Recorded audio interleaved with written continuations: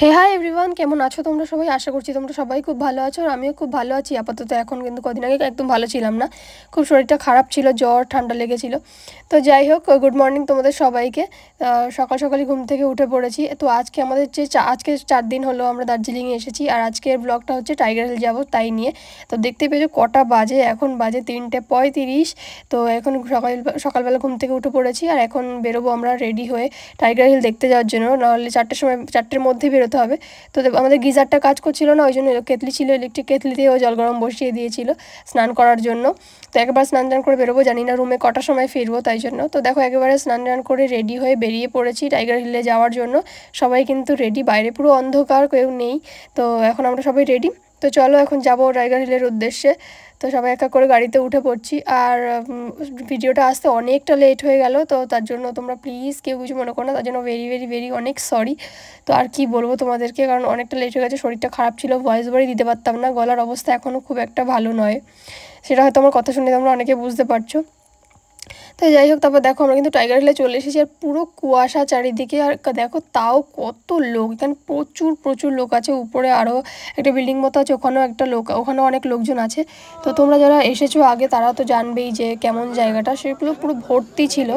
আর দেখো চারিদিকটা একটু একটু আস্তে আস্তে পরিষ্কার হচ্ছে। তো এরকম চারিদিকটা এখন ভালো করে বোঝা যাচ্ছে একটু একটু। আর আমরা করেছিলাম তখন পুরোপুরি রাত ছিল, তোমাদেরকে তো দেখালামই। তো এখনও কুয়াশা কাটেনি, এখনও প্রচুর কুয়াশা আছে। জানি না আজকে টাইগার হিল দেখতে পাবো নাকি, ওয়েদারটা খুব খারাপ।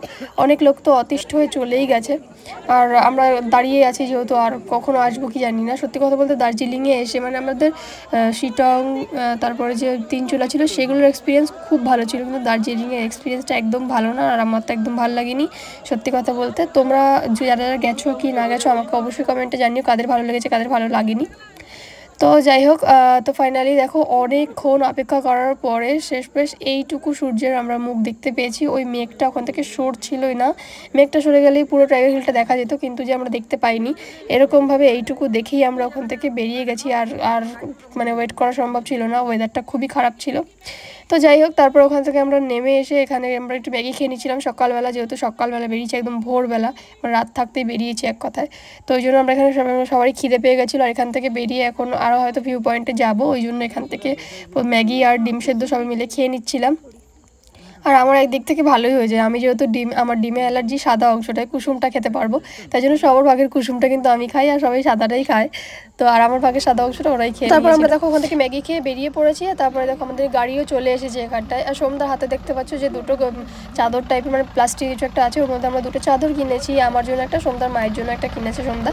তো সেটাই ছিল সন্ধ্যার হাতে। তো তারপর আমাদের গাড়িও চলে এসেছে আর আমরা উঠে পড়েছি। এখান থেকে আমরা সোজা চলে এসেছি বুদ্ধা টেম্পল, মানে বুদ্ধর একটা টেম্পল মতো ছিল, অনেক সুন্দর, সেখানেই আমরা চলে এসেছিলাম সবাই মিলে। জায়গাটা খুব সুন্দর, আমার তো ভীষণ ভালো লেগেছে। কিন্তু যে এখানে আবার এখানে টিকিট কেটে ঢুকতে হয়েছে, মানে পার হেড 100 টাকা না কত, যাই হোক, না 50 টাকা না 70 টাকা করে করে ছিল পার হেড। সেটা রাস্তার মধ্যে দিতে হয়েছিল এক জায়গায়, যেখান থেকে গাড়িগুলো পাস হচ্ছিলো ওখানেই। তো সেই অনুযায়ী একদম বেকার ছিল জায়গাটা, মানে খুব একটা যে আহামরি কিছু সেরকম কিছুই না, জাস্ট এমনি একটা সুন্দর, মন্দিরটা সুন্দর, ভিউ পয়েন্টটাও সুন্দর, কিন্তু যে টাকাটা বেকার। মানে অনেক জায়গায় যাচ্ছে সেখানে আমরা টাকা দিয়ে গেছিলাম, কিন্তু যে সেখানে টাকা দেওয়াটা ঠিক ছিল, কিন্তু এই জায়গাটা আমার কিছুই সেরকম লাগেনি। তো এরকম দার্জিলিংয়ে প্রচুর এরকম জায়গা আছে যেখানে টাকা নেয়, কিন্তু যে ভিউ পয়েন্টগুলো সেরকম একটা কিছুই না। তো যাই হোক, সেসব কথা বাদ দাও সব। ও তোমরা যদি কেউ জানতে চাও যে আমাদের কত কি খরচ হয়েছে, কীভাবে কি গেছি, কোন মানে জায়গায় কত টাকা করে নিয়েছে, সেগুলো যদি জানতে চাও অবশ্যই কমেন্টে জানিও, আমি কিন্তু তোমাদের অবশ্যই অন্য একটা ভিডিওর মাধ্যমে সেগুলো জানাবো। আর এই দেখো আমাদের মিমি, ও এতগুলো সিঁড়ি পার করে এসেছে, তাও কষ্ট হচ্ছে না একটুও যে ও এতগুলো সিঁড়ি উপরে এসেছে। তো হচ্ছে আমাদের স্ট্রং গার্ল, সত্যি আমাদের মিমি কিন্তু এইটুকু বয়সে এত ঘুরেছে, ও একটু না কেঁদেছে না গাড়িতে কোনো অসুস্থ হয়েছে, কিচ্ছু না। তো ও আমাকে খুঁজতে খুঁজতে উপরে চলে এসে তাই বলছিল আমাকে ওখানে বসে।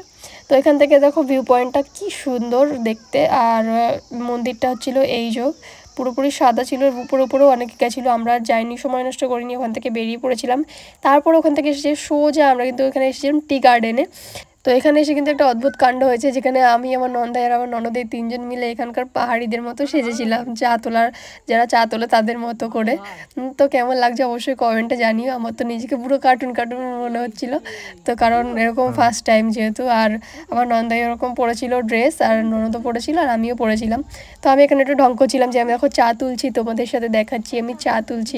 এগুলো কিন্তু পুরোপুরি মানে কেউ যদি ছেড়ে তাহলে ফাইন ছিল এরকম। আমি শুধু জাস্ট হাত দিয়ে ওরকম ঢং করছিলাম। আর তারপরে দেখো আমি আর আমার ননদ কেমন একটু মজা করছিলাম, সঙ্গে আমার নন্দাইকেও নিয়েছিলাম। আমরা এখানটায় খুব আনন্দ করেছি, কিন্তু যে ভিউটা ভালোভাবে দেখতে পাইনি, তার কারণ পুরোপুরি কুয়াশা ছিল, ভীষণ কুয়াশা ছিল চারিদিকটা, তোমরা তো দেখতেই পাচ্ছ, ভীষণ ঠান্ডাও ছিল। তো তারপর এখান থেকে আমরা বেরিয়ে সোজা চলে আসলাম আমরা জুতে। দার্জিলিংয়ের যে জু আছে এখানেই আমরা চলে এসেছিলাম, যে এখানে নাকি রেড পান্ডা আছে, বিশেষ করে রেড পান্ডা দেখতেই আমরা এখানে এসেছিলাম। আর এখানে জুতে আমাদের একজনের টিকিট নিয়েছিল 110 টাকা করে, আর একটা ছিল 180 টাকা করে। জানি না দুটোর মধ্যে কি ডিফারেন্ট, সবাইকে একই জায়গায় যেতে দিচ্ছিল, মানে সবাই সব জায়গায় যাওয়া অ্যালাউ ছিল। তো যাই হোক, তারপরে এখানে ভেতরে আমরা চলে আসি। আর এই দেখো এর মধ্যে কিন্তু দেখো চিতা আছে, ওই দেখো সব শুয়ে আছে। এখানে একদম মানে লাউডে কথা বলা যাবে না, একদম আস্তে আস্তে, যাতে এরা জেগে না যায়, মানে খেপে না যায় সেরকমই। আর এই দেখো হচ্ছে টাইগার, দেখো হচ্ছে রাজা পুরো এখানকার। অনেক বড় ছিল বাঘটা, দুটো ছিল, এপাশে একটা ছিল, এটা ছেলে, আর ওই সাইডে একটা ছিল মেয়ে বাঘ। তো দুটো বাঘ ছিল। সত্যি কথা বলতে এই টাইগারটাই দেখেছি, আর রেড পান্ডাটা দেখি যে একটু ভালো লেগেছে। আর কোনো কিছুই এখানে সে তেমন নেই, পুরো বেকার, মানে টাকা পুরো বেকার গেছে। যেসব জায়গায় গেছে বেকার সেসব তোমাদেরকে সামনাসামনি পুরো বলে দিচ্ছি। আর এই দেখো হচ্ছে রেড পান্ডার ঘরগুলো খুব সুন্দর ছোটো ছোটো করে করা আছে। আর ওই দেখো গাছের মাথায় দেখো ওই একটা শুয়ে আছে, এদিকে একটা আছে, এগুলো হচ্ছে রেড পান্ডা। আর খুব একটা বেশি কিছু ছিল না জুতে, আর আমার ফোনে বেশি চার্জও ছিল না, ওই জন্য সমস্ত কিছু ভিডিও করতে পারিনি। আর যেহেতু ফাঁকাফাঁকি ছিল, এর থেকে আমার মনে হয় আমাদের ওখানে, মানে আমাদের কলকাতা চিড়িয়াখানা অনেক ভালো। সত্যি কথা বলতে অনেক রকমের পাখি পশু, শীতকালে গেলে অনেক কিছু দেখা যায়, কিন্তু এখানে খুব একটা বেশি কিছু ছিল না। এখানে ছিল ভ্যারাইটি রকমের, মানে অনেক রকমের পাখি, তারপরে মুরগি টাইপের এখানে প্রচুর ছিল, ফ্যাকাও ছিল এখানে। তো সেইগুলো এখানে দেখো তোমাদেরকে দেখাচ্ছি, বিভিন্ন ধরনের, অনেক ধরনের ছিল, যেগুলো আগে কোনোদিন দেখিনি। এগুলো দেখে ভালো লেগেছে, কিন্তু যে খুব খালি একটা ফাঁকা, মানে যে বেকার, মানে পয়সা দিয়ে দেখা এগুলো বেকার। এর থেকে আমাদের কলকাতা চিড়িয়াখানাটাই অনেক ভালো আমার মনে হয়েছে। শুধু এখানে যারা আমরা রেড পান্ডা দেখতে এসেছিলাম, রেড পান্ডা টাইগারটা, আমাদের কলকাতার টাইগারে কী হয় যে সে একটা গুহা মতো আছে, ওর মধ্যে ঢুকে যায়, ওটা ভালো করে দেখা যায় না, খুব কম যারা লাকি থাকে তারাই দেখতে পায়, কিন্তু এখানে সেটা সামনাসামনি, এটাই হচ্ছে কি ফায়দা। আর রেড পান্ডা এই ছাড়া কোনো কিছু এখানে তেমন একটা নেই, পুরো ফাঁকাই ছিল জু, শুধু সব বন্য হরিণ, বন্য পশু এইসব ছিল, আর কিছুই ছিল না। আর এইদিকে ছিল এখানে মাছ ছিল, এখানে অ্যাকোরিয়াম ছিল বেশ কিছু। এখানে দেখো কেরকম ময়ূরের মতো দেখতে পাখিগুলো ছিল, বেশ ভালো ছিল। আর এখানে ছিল অ্যাকোরিয়াম, এখানে বিভিন্ন ধরনের মাছ আছে, অনেক অ্যাকোরিয়ামে নেই মাছ কোনো, যেমন সামনে একটা, এইগুলোকে দেখো পুরো জাপানি কুটির মতো দেখতে লাগছে আমার, শুধু একটু লাল কালার আছে।